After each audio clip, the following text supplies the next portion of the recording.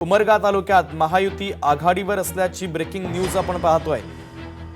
आलूर झडपी गटामध्ये भाजप आघाडीवर आहेत। एकंदरीत संपूर्ण निकाल आता हळूहळू हाती येतात आहे।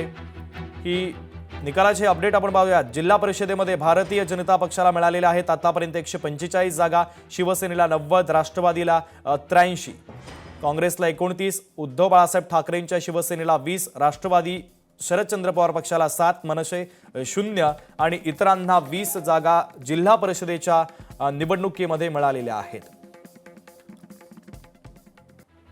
एक महत्त्वाची ब्रेकिंग न्यूज, डाळिंब जिल्हा परिषद गटातून भाजपने आता आघाडी घेतलेली आहे। भाजप आघाडीवर असल्याचे ते पाहायला मिळतंय।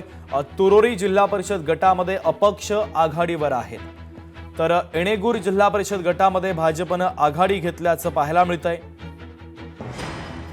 महत्त्वाची ही अपडेट आता समोर येते आहे। सोलापूरच्या म्हाड्याच्या कुई गटात राष्ट्रवादीचा विजय झालेला आहे। सोलापूरच्या म्हाड्यामध्ये राष्ट्रवादीचा विजय झाला। कुई गटातून राष्ट्रवादीचे अण्णा ढाणे हे विजय झालेले आहेत। राष्ट्रवादीला मोठं यश येते। सोलापूरच्या म्हाड्याच्या कुई गटात राष्ट्रवादीचा विजय झालेला आहे। राष्ट्रवादीचे उमेदवार हे या ठिकाणी विजय झालेत। रायगडमधील अपडेट आपण पाहूयात।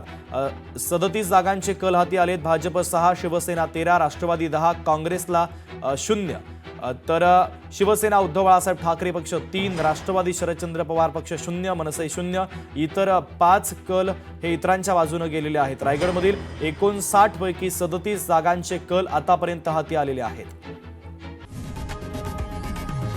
लोकशाही मराठी ऐका, पहा, जागरूक रहा।